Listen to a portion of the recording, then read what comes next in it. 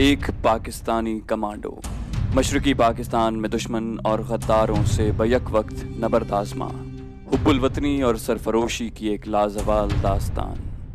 دشمن کی پیش قدمی کے بارے میں اہم اطلاعات حاصل کر کے سرحد پر ہونے والے ایک حملے کو ناکام بنا چکے ہیں۔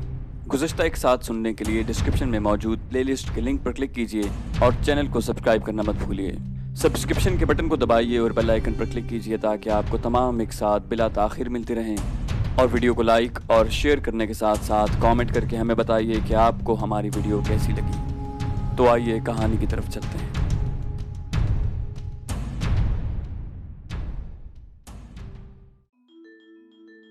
شام کو کرنل صاحب نے ہنگامی میٹنگ میں ایک اہم کام میرے سپرد کیا۔ بھارت میں داخل ہو کر وہ مشن پورا کرنا تھا جسے عام لوگ جاسوسی اور فوجی لوگ ریکی کرنا کہتے ہیں، اور اس کے لیے میرا سویلین مددگار عثمان تھا۔ عثمان کا انتخاب میرے کہے بغیر کرنل صاحب نے خود ہی کیا تھا۔ انہیں اس بات کا علم تھا کہ ہم دونوں نے زندگی کے نازک ترین لمحات، ہر چند کہ ان کی مدت مختصر تھی، اکٹھے گزارے ہیں، اور موت کی راہوں پر چند لمحوں تک ایک دوسرے کا ساتھ دینے والے زندگی بھر کے ساتھی بن جاتے ہیں۔ انہوں نے سارا مشن بریف کر کے بڑی پر امید نظروں سے میری طرف دیکھا تھا۔ علی، تم سے پاک فوج کو بڑی امیدیں وابستہ ہیں بیٹے۔ ان کے اس مختصر سے فقرے نے میرے ذہن میں اتنا زوردار چھناکا کیا کہ میں اندر سے بج اٹھا۔ میں نے عثمان کو بجائے ہیڈ کوارٹر طلب کرنے کے خود اس کے گھر جانے کا فیصلہ کیا۔ رات کے تاریک سائے بڑی آہستگی سے شہر کے دامن میں اتر رہے تھے۔ سڑکوں پر گشت شروع ہو چکی تھی۔ ڈھاکہ سو بھی رہا تھا اور بیدار بھی تھا۔ دروازے پر پہنچتے ہی عثمان مجھ سے بغل گیر ہو گیا۔ ارے بھائی آپ! ہم اندر کمرے میں چلے آئے۔ جب اسے علم ہوا کہ ہم اکٹھے مشن پر جا رہے ہیں تو اس کا ولولہ اور شوق جہاد لائق تحسین تھا۔ ہم اس علاقے سے متعلق جہاں سے ہم نے سرحد عبور کرنی تھی دبی زبان میں گفتگو کر رہے تھے۔ اچانک ایک طوفان بدتمیزی اندر گھس آیا۔ عثمان نے تیزی سے آگے بڑھ کر دروازہ کھولنا چاہا، لیکن اس سے زیادہ تیز رفتاری سے وہ مجھ پر واپس آ رہا تھا۔ کمرے میں گھسنے والے نے دروازے کے پٹ اتنی زور سے کھولے تھے کہ عثمان ان سے ٹکرا کر الٹ گیا۔ میں نے پھرتی سے اسے الگ کیا اور چونک پڑا۔ میرے سامنے امت سرکار کھڑا تھا۔ امت سرکار میرے ہی نہیں، کسی کے لیے بھی اجنبی نہیں تھا۔ میرے خصوصی شعبے کا معمولی سپاہی بھی اسے جانتا تھا۔ اس کے ہاتھ درجنوں بے گناہوں کے خون سے رنگے ہوئے تھے اور مقامی غنڈوں میں اسے ممتاز حیثیت حاصل تھی۔ امت سرکار ایک ہندو لیڈر کا بیٹا تھا۔ اس کا باپ تو بھارت میں پناہ لے چکا تھا، لیکن وہ خود یہیں رہ کر مکتی باہنی کی مقامی تنظیم کی سربراہی سنبھالے ہوئے تھا۔ اس کی سرکردگی میں قاتلوں کا ایک گروہ پچھلے 3-4 ماہ سے بے گناہ بہاریوں، محب وطن پاکستانیوں کے خون سے ہولی کھیل رہا تھا۔ جس کسی پر انہیں پاکستان دوست ہونے کا شبہ ہوتا، اسے بہیمانہ طریقے سے موت کے گھاٹ اتار دیتے۔ عثمان چونکہ محمد پورہ کی جانی پہچانی شخصیت تھا اور رضاکاروں میں بھی اسے ایک اہم مقام حاصل تھا، اس لیے اس کا ابھی تک امت سرکار جیسے غنڈوں سے بچے رہنا کسی معجزے سے کم نہیں تھا۔ کمرے کا دروازہ انہوں نے اتنا اچانک کھولا تھا کہ ہمیں سنبھلنے کی مہلت بھی نصیب نہ ہوئی۔ عثمان کوئی پیشہ ور کمانڈو نہیں تھا، تربیت یافتہ ہونے کے باوجود بہرحال سویلین تھا، اور پھر امت سرکار کے متعلق اسے کوئی خوش فہمی بھی نہیں تھی۔ اس کا رنگ فق ہو گیا، وہ خاصا خوفزدہ نظر آ رہا تھا۔ پھر میں نے اچانک اس کی حالت میں ایک تغیر محسوس کیا۔ اس نے آہستہ آہستہ خود پر قابو پا لیا۔ ممکن ہے میری موجودگی نے اسے حوصلہ دیا ہو۔ کمرے میں صرف امت سرکار ہی گھسا تھا۔ اس کا ایک ساتھی دروازے سے ٹیک لگائے کھڑا تھا، جبکہ دوسرے کمرے سے عورتوں کی سہمی سہمی آوازیں سنائی دے رہی تھیں۔ شاید انہوں نے آنسا اور اس کے والدین کو وہاں الگ کمرے میں گھیر رکھا تھا۔ اگرچہ یہاں سے دوسرا کمرہ نظر تو نہیں آتا تھا، لیکن ان پر گزرنے والی قیامت کو ہم بخوبی محسوس کر سکتے تھے۔ میرے لیے خوش آئند بات یہ تھی کہ امت سرکار کے اندر گھستے ہی شراب کی بدبو کا کمرے میں احساس ہوا۔ اس نے عثمان کو گالی دیتے ہوئے کہا کہ بہت چالاک بنتے ہو۔ اس کی آواز میں ہکلاہٹ تھی۔ ایسا محسوس ہوتا تھا جیسے وہ شراب پیتے پیتے اٹھ کر آ گیا ہے، اور یہ کسی حد تک حقیقت بھی تھی۔ مکمل ہوش و حواس کے ساتھ اس کا محب وطن پاکستانیوں کے گڑھ میں چلے آنا کبھی ممکن نہ تھا، اور سچی بات ہے کہ مجھے تو اس بات پر حیرت ہو رہی تھی کہ آخر وہ یہاں تک پہنچا کیسے۔ خود کو قانون کے حوالے کر دو، اسی میں تمہاری خیریت ہے۔ میں نے دانستہ اسے اپنی طرف متوجہ کیا۔ میری خواہش تھی کہ اسے کسی نہ کسی طرح خوب تیش دلاؤں، جس کے بعد اس پر قابو پانا زیادہ ممکن تھا۔ چپ کرو سالے! اس نے میری توقع کے عین مطابق غصے سے بے قابو ہوتے ہوئے بنگالی زبان میں گالیاں بکنی شروع کر دی۔ نشے کی حالت میں ایک تو ویسے ہی انسان کو غصہ اور خوشی زیادہ محسوس ہوتے ہیں، दूसरे मैंने उसे बात भी बड़ी इश्तियाल अंगेज कही थी। भला एक शख्स जो हम पर स्टेन गन ताने खड़ा हो, उसे गिरफ्तारी का हुक्म देना अजीब सी बात थी। अमित सरकार की इस बकवास से उस्मान की आंखों में खून उतर आया, लेकिन वो बेचारा बेबसी से हाथ उठाए खड़ा रहा। मैंने भी उसे आंखों ही आंखों में कोई मुमकिना कदम उठाने से मना कर दिया था। तुम चारों तरफ से घेरे में आ चुके हो, खामखा अपनी जिंदगी से ना खेलो, मैंने उसे सीख पा किया। जवाब में हस्ब तवक्को उसने जी भर के मुझे गालियां दी और जोश गजब में स्टेन गन तान कर मेरी समत बढ़ा, लेकिन कुछ सोच कर रुक गया। उसका दूसरा साथी जो दरवाजे में पिस्तौल ताने खड़ा था, हमें बराबर अजीब नजरों से घूर रहा था। उसने भी चढ़ा रखी थी। दूसरे कमरे में अब डरी डरी और सहमी सहमी आवाजें आना बंद हो गई थीं। शायद उन लोगों ने हालात से समझौता कर लिया था। तुम बाहर निकलो, अमित सरकार ने उस्मान और मुझे खा जाने वाली नजरों से घूरते हुए हुक्म दिया और खुद तकरीबन डगमगा कर एक तरफ हट गया। इस हालत में उसे इश्तियाल दिलाने से सिर्फ फायदा ही नहीं, नुकसान का इम्कान भी था। ये भी मुमकिन था कि वो हम में से किसी को गुस्से में गोली मार दे, लेकिन लाख नशे की हालत में होने के बावजूद शायद उसे इस बात का एहसास था कि जैसे ही फायर की आवाज गूंजेगी, मुल्हिका मकानों से ओलों की तरह रजाकार बरसने लगेंगे और उन्हें जान बचाना मुश्किल हो जाएगी। वो लोग शायद किसी गाड़ी में यहाँ तक आए थे और अब कमाल दीदा दलेरी से हमें अगवा करके ले जाना चाहते थे। मुक्ति बाहिनी के ऐसे गुंडों की मेरे लिए कोई अहमियत नहीं थी। अगर अभी तक मैंने उसे मोहलत दी थी तो महज इसलिए कि उस्मान के फायरिंग की जद में आने का खतरा था। ठीक है, अगर तुमने कुत्ते की मौत मरने का इरादा कर ही लिया है तो तुम्हारी मर्जी। ये कहते हुए मैं एक कदम इस तरह परे हटा जैसे उसके हुक्म की तामील कर रहा हूँ।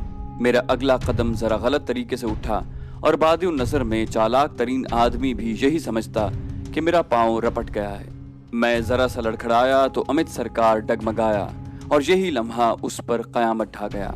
मैंने दाएं बाजू पर जमीन बोस होते हुए उसकी पिंडलियों पर पाँव से जरब लगाई तो वो अचानक तकलीफ से दोहरा हो गया और स्टेन गन समेत जमीन पर जा गिरा।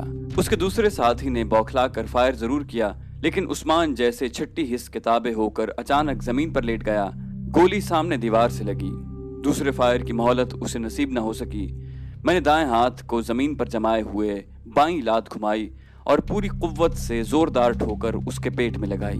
वो एक मर्तबा कर रहा और वहीं जमीन पर ढेर हो गया। फायर की आवाज ने दूसरे महल्लेदारों को ही नहीं, उसके दूसरे साथियों को भी होशियार कर दिया था। मैंने उस्मान को झुककर स्टेन गन उठाते देख लिया था।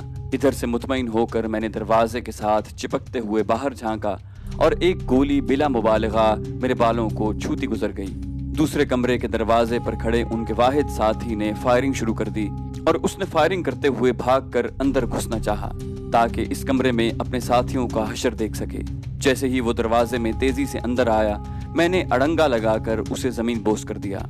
इस दौरान में बाहर से फायरिंग की आवाजें आने लगी। मैं यही समझा कि अभी शायद उनके साथी बाकी हैं जो गोलियां चला रहे हैं। आंसा और उसके माँ बाप की जिंदगी को उनसे सख्त खतरा लाहक था। मैं तेजी से बाहर लपका और यही मेरी सबसे बड़ी गलती थी जिसका फायदा अमित सरकार ने उठाया। दूसरे कमरे का दरवाजा नीम बा था।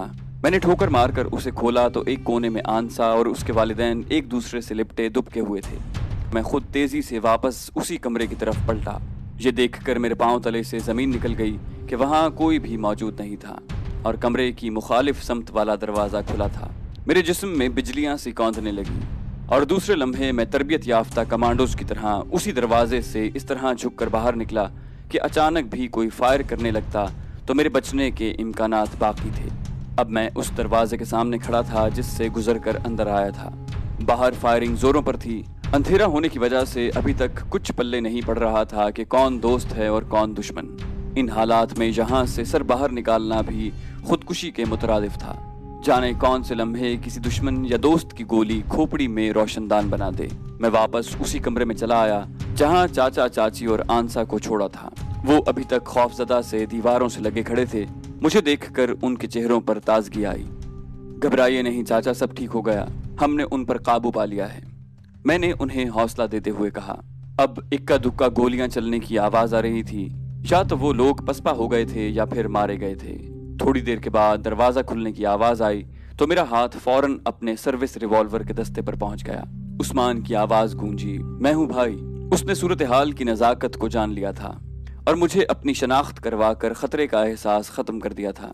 रिवॉल्वर होल्स्टर से लगाकर मैं बेचैनी से बाहर लपका। मेरे पीछे पीछे बाकी लोग भी बाहर आ गए। भाग गया। उसके बाकी दोनों साथी तो मारे गए, लेकिन खुद निकल गया। मेरे पूछने से पहले ही उस्मान ने सब कुछ बता दिया। मुझे रह रह कर अफसोस हो रहा था, हालांकि इसके सिवा चारा भी नहीं था, लेकिन फिर भी एक खलिश सी मुझे लगी रही और मैं खुद को ही उसके फरार का जिम्मेदार जानने लगा। खैर, जाएगा कहाँ बचकर। तुम सुनाओ, बाकी साथी तो ठीक रहे ना? हाँ, लेकिन उसने बददिली से कहना चाहा। अरे लेकिन कुछ नहीं, क्या हुआ? कहाँ जाएगा आखिर वो? मैंने उसकी बात काट कर उसका कंधा थपथपाया और उसे वापस उसी कमरे में ले आया जहां हम पर ये कयामत टूटी थी। दरवाजे पर दोबारा आहट हुई। उस्मान उठकर बाहर गया और जल्दी ही पलट आया। दोनों लाशें सरकारी अस्पताल भेजने का बंदोबस्त कर दिया गया है और हमारे साथी सरगर्मी से अमित को तलाश कर रहे हैं, उसने आते ही ऐलान किया। मुझे यकीन था कि अब वो उसकी गर्द को भी नहीं पहुंच सकते। अमित सरकार इंटरपोल को भी मतलूब था। बैनुल अक़वामी पुलिस के रिकॉर्ड के मुताबिक वो दुनिया के मशहूर हाईजैकरों का साथी था और उसने 1-2 मरतबा बाकायदा जहाज अगवा करने की कार्रवाइयों में हिस्सा भी लिया था। वो बहुत मोहतात मुजरिम था, ऐसा मुजरिम जो किसी मामले में हाथ डालने से पहले कई बार सोचता है। वो शायद कभी मोहम्मद पूरा ना आता, लेकिन शराब के नशे ने उसका जहन माऊफ कर दिया था और उस्मान की तलाश उन लोगों को काफी देर से थी। सिर्फ अमित सरकार ही नहीं, मुक्ति बाहिनी का बच्चा बच्चा उसके खून का प्यासा था। सर पर मुसीबत पड़ते ही अमित सरकार की अक्ल ठिकाने आ गई थी और उसने मेरी गफलत से फायदा उठा लिया था। मैं उन लोगों से थोड़ी देर के लिए माजरत करके बाहर आ गया और अपनी जीप में लगे हुए ट्रांसमीटर के जरिए हेडक्वार्टर को इस ताज़ा वाक़े की इत्तला करके मुश्तबा इलाके को घेरे में लेने की हिदायत कर दी। खुद मैं मकामी रजाकारों के साथ कम से कम उस वक्त तक रहना चाहता था जब तक फौज का कोई दस्ता उनकी मदद को ना आ जाता, क्योंकि ये भी मुमकिन था कि वो यहीं कहीं छुपा हो या अपने साथियों के साथ थोड़ी देर के बाद फिर यहाँ घात लगाए। उस्मान भी मेरे साथ ही बाहर चला आया था। वो मकामी रजाकारों का कमांडर था और दूसरी तरफ अमित सरकार भी उसे धोखा देकर निकल गया था। इस बात ने भी उसे खासा परेशान कर रखा था। हालांकि मैंने उसे कई मरतबा हौसला दिया कि इसमें उसकी कोई कोताही नहीं। तकरीबन 1 घंटे के बाद एक ट्रक पर सवार जवान वहां आ गए। मैंने रजाकारों को उनके घरों को भेज दिया और जवानों को वहां पहरा देने का हुक्म देकर खुद हेडक्वार्टर की तरफ चल दिया। दरअसल मैं खुद ऑपरेशन रूम में बैठकर अमित सरकार की गिरफ्तारी के ऑपरेशन की निगरानी करना चाहता था। मेरी शदीद ख्वाहिश थी कि ये मूजी अब बच कर न जाने पाए। उस्मान को मैंने तशफ़ी देकर वहीं छोड़ दिया और अगले रोज उससे मुलाकात का वादा करके रुखसत हो गया। बस्ती से बाहर हमारे हेडक्वार्टर को जाने वाली सड़क दूर दूर तक सुनसान दिखाई दे रही थी। मैं जीप की हेडलाइट्स रोशन किए बड़ी तेजी के साथ हेडक्वार्टर की तरफ उड़ा चला जा रहा था। अचानक मेरे सामने सड़क पर रखी एक अजीब सी रुकावट आ गई। शायद किसी ने वहां चारपाई रखी हुई थी। मेरा पांव फौरन ब्रेक पर गया और दूसरे ही लम्हे मुझे सारा मामला समझ आ गया। ये मुक्ति बाहिनी की शरारत थी। वो लोग अक्सर रात में हमारे गश्ती दस्तों पर इस तरह नकब लगाया करते थे। मैंने ब्रेक पेडल पर पूरा दबाव डालकर स्टीयरिंग को तेजी से घुमाया। जीप 2 पहियों पर अचानक रुक कर घूम गई। मेरे इस अचानक अमल ने ही मुझे गोलियों की उस बारिश से महफूज रखा जिसने तिरछी जीप की बॉडी में दर्जनों सुराख कर दिए थे। जब जीप के चारों पहिए जमीन पर लगे तो मैं उसमें मौजूद नहीं था। मैंने सड़क के किनारे खड़े दरख्त की तरफ छलांग लगा दी और उसके तने की ओट में तेजी से लुढ़कनियां खाकर 15-20 गज दूर निकल गया। अंधेरी रात ने दुश्मनों का टारगेट उसकी नजरों से ओझल कर दिया था, वरना मेरी मौत का तो मुकम्मल सामान मौजूद था। खड़े होने का रिस्क मैं लेने से रहा। नोकीले पत्थरों ने मेरी वर्दी का सत्यानाश कर दिया था। मुसलसल लुढ़कने से कंधे और पेट पर खराशें आ गई थीं, जिनमें अब सुइयां सी चुभने लगी थीं। लेकिन मैं उसी रफ्तार से लुढ़कता चला जा रहा था।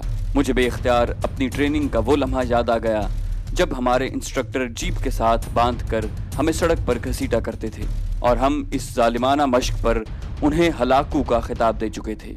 लेकिन अमली जिंदगी में आज जब ऐसा मौका पेश आया तो दिल से बेइख्तियार अपने उसातिज़ा के लिए दुआएं निकल रही थीं। कितने अजीम लोग थे वो, किन किन मुश्किलात से गुजरने का सलीका उन्होंने हमें सिखाया। उलटबाजियां लगाते अपने दिमाग को कभी भी उलटने न देना, वरना छुट्टी। स्टाफ के कहे लफ्ज़ मेरे खाना ज़हन में जल बुझ रहे थे और मैंने हद्दुल वसा अपने हवास पर काबू रखा हुआ था। मेरे दाएं बाएं आतिशी ओले गिर रहे थे। हमला आवर एक नहीं था, कितने ही लोग थे जिन्हें शायद मेरा ही इंतजार था, یا پھر میں ہی ان کے قابو آیا تھا۔ یہ کوئی دیہاتی کلٹیویٹڈ علاقہ تو تھا نہیں کہ میں چھپ چھپا کر بھاگ جاتا۔ سڑک کے کنارے درخت تھے اور اس کے آگے کھلا میدان۔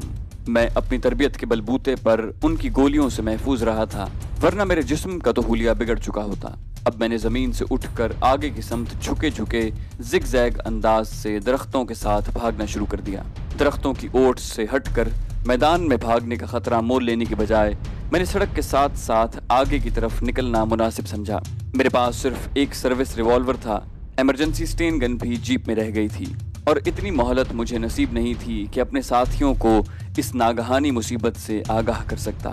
ریوالور کی حیثیت ان لوگوں کے سامنے پلاسٹک کے کھلونے جتنی بھی نہیں تھی۔ اب میری واحد امید خدا کی ذات تھی۔ پھر جیسے قدرت کو میری حالت پر رحم آ گیا۔ دور سڑک پر کسی ٹرک کی ہیڈ لائٹس روشن ہوئیں تو میرے حوصلے دو چند ہو گئے۔ میں نے اب بھاگتے بھاگتے ریوالور سے تعاقب میں آنے والوں پر وقفے وقفے سے گولیاں چلانی شروع کر دیں۔ جلد ہی ریوالور خالی ہو گیا۔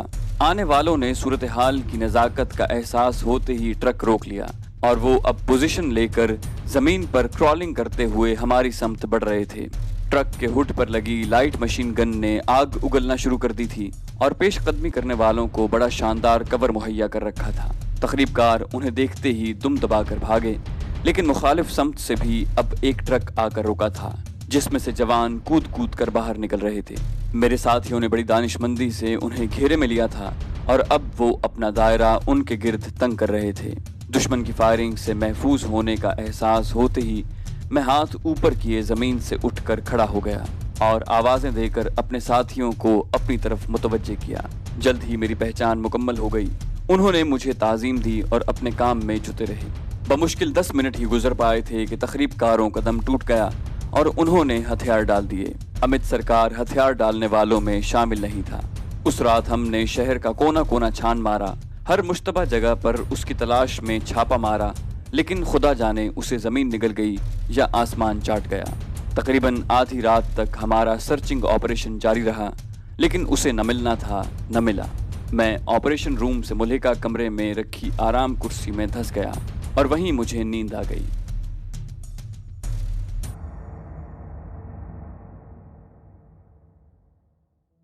تو دوستو، یہ تھی ہماری آج کی کہانی۔ امید کرتے ہیں آپ کو ہماری کہانی پسند آئی ہوگی۔ جانے سے پہلے اس ویڈیو کو لائک اور شیئر کرنا مت بھولیے، اور اگر ابھی تک آپ نے ہمارے چینل کو سبسکرائب نہیں کیا تو اسے سبسکرائب کیجیے تاکہ آپ کو ہماری تمام کہانیاں بلا تاخیر ملتی رہیں، اور کامنٹ کر کے ہمیں بتائیے کہ آپ کو یہ کہانی کیسی لگی۔ ہم اس سلسلے کی مزید قسطیں لے کر جلدی حاضر ہوں گے۔ اپنا بے حد خیال رکھیے گا۔ اللہ حافظ۔